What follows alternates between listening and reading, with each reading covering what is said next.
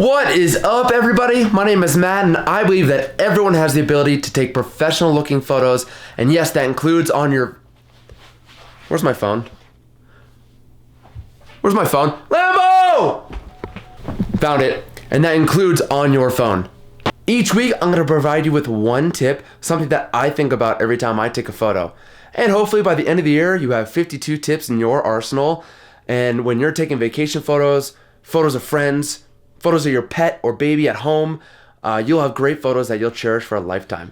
All right, guys, so tip number 3, as you can see, we're doing this vlog style in my hand. I don't know how these people do it. My hand is already super tired.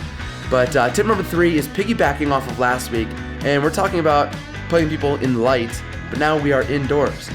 So this is inspired by something I saw at a party last night. This girl wanted a photo of her friends, and she just takes out her phone and goes, "Hey, let's take a photo." And guess what? They're right under a recessed light.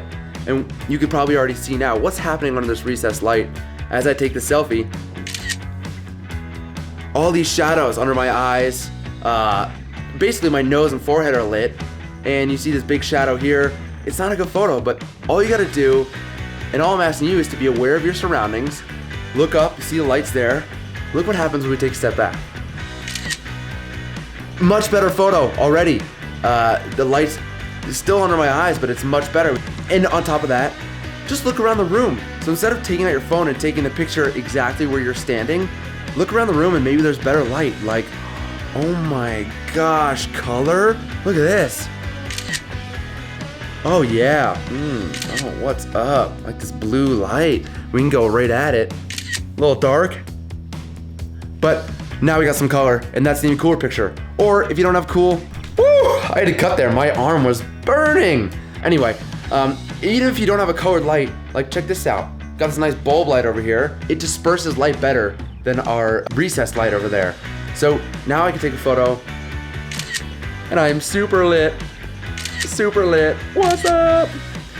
All right, so there's just another thing to think about when shooting indoors, and don't just take out your phone and shoot wherever you are.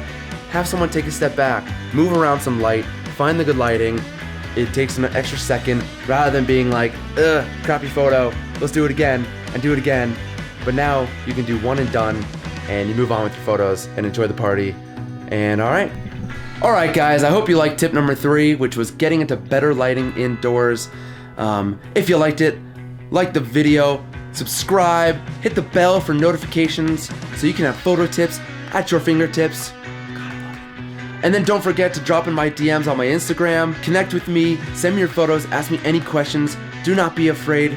There are no stupid questions, and hopefully I don't give you a stupid answer. Until next time, I'll see you next week. Peace! Takes an extra second. Oh.